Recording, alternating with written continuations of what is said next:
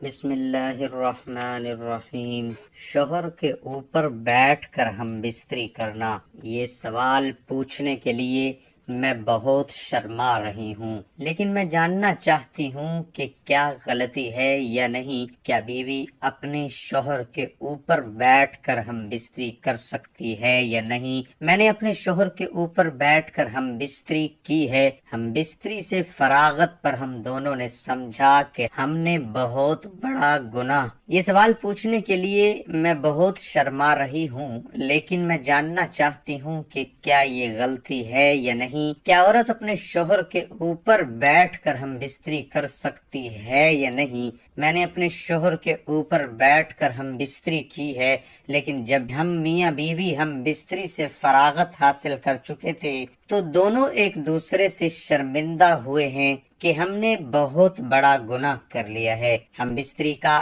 ایسا طریقہ جس میں بیوی شوہر کے اوپر بیٹھ کر ہم بستری کرے، دوسرے الفاظ میں کہ شوہر لیٹا ہوا ہو اور بیوی اس کے اوپر کوئی بھی طریقہ اختیار کرے، پھر دونوں ہم بستر ہوں، تو ایسی ہم بستری سے متعلق شریعت کیا حکم دیتی ہے؟ ہم بستری کرتے وقت عورت مرد کے اوپر بیٹھ جائے یا مرد عورت کے اوپر بیٹھ جائے، ایسی صورت میں عورتوں کا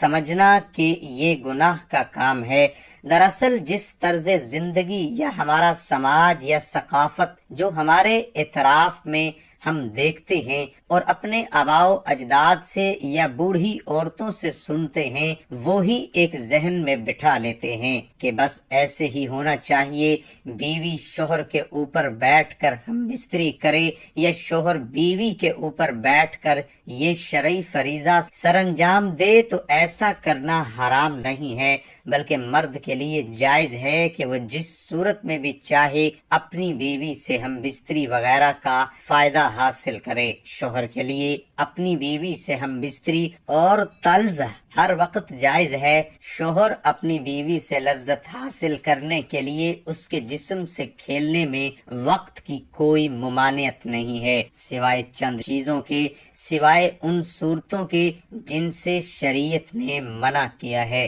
یعنی شوہر کے لیے بیوی سے حیض و نفاس کے دوران ہم بستری کرنا جائز نہیں ہے، اور نہ ہی اس کے دبر میں ہم بستری کرنا جائز ہے۔ اپنی بیوی سے ہر طریقے پر فائدہ اٹھا سکتے ہیں، آگے کی طرف سے بھی اور پیچھے کی طرف سے بھی، بس دخول صرف آگے کی طرف ہی ہونا چاہیے، یعنی جو آپ کا عضو تناسل جو دخول ہے وہ صرف عورت کی سامنے کی شرمگاہ میں ہونا چاہیے۔ پیچھے سے بھی اگر آپ اس سے لذت حاصل کرنا چاہتے ہیں تو پچھلی شرمگاہ میں نہیں، بلکہ اس شرمگاہ میں جو سامنے جس سے بچہ پیدا ہوتے ہیں۔ اور اس کی وجہ بتائی ہے کہ کیونکہ اللہ تعالیٰ نے قرآن کریم میں فرمایا ہے کہ یہ عورتیں جو تمہاری بیویاں ہیں یہ تمہاری کھیتیاں ہیں، ان کھیت کی اللہ کے رسول صلی اللہ علیہ وسلم نے بھی انہیں کھیتوں سے تعبیر کیا ہے، تمہاری بیویاں تمہاری کھیتیاں ہیں،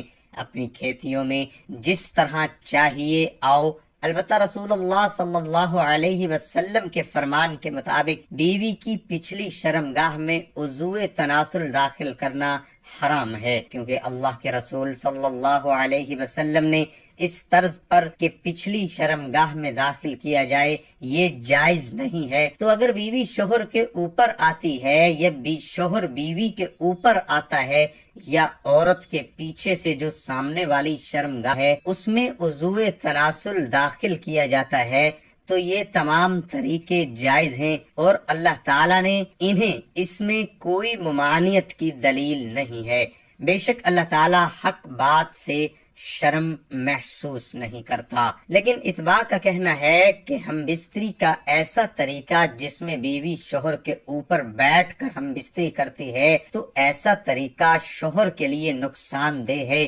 کیونکہ بیوی شوہر کے اوپر لیٹے گی تو اس کا پانی یعنی منی شوہر کے عضو خاص اعلی تناسل پر اترے گا اور یہ اس کے عضو کے لیے خطرات کا باعث بنے گا۔ اس میں کوئی شک نہیں کہ اس طریقے سے ہم بستری کرنا حلال اور جائز ہے، لیکن شوہر پر لازم ہے کہ وہ اس طریقے سے بچے، کیونکہ یہ اس کے لیے نقصان دہ ہے۔ بیوی سے ہم بستری کی بدترین کیفیت وہ ہے کہ ہم بستری کے وقت شوہر نیچے اور بیوی اوپر ہو۔ قرآن و حدیث کے اشاروں و تصریحات سے اس کی نفی ہوتی ہے، لیکن اس کیفیت میں طبی نقصان کا بھی پہلو پوشیدہ ہے، اس لیے کہ اس صورت میں شوہر کی منی کا اخراج پورے طور پر نہیں ہوتا، عضو تناسل میں اس کا کچھ حصہ رکا رہ جاتا ہے جو بعد میں سڑتا اور نقصان اور فساد کی مختلف صورتیں اختیار کر لیتا ہے۔ نیز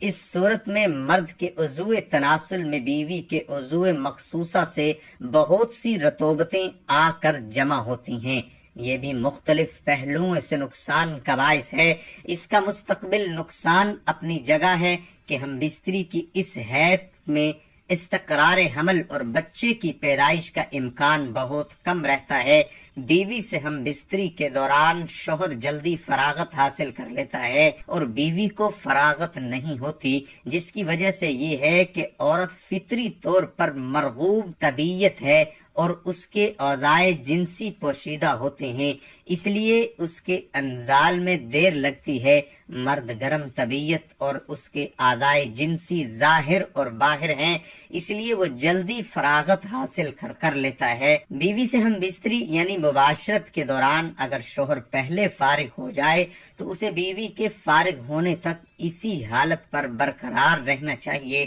اور دونوں کے سکون اور فراغت کی اہم علامت یہ ہے کہ ان دونوں کو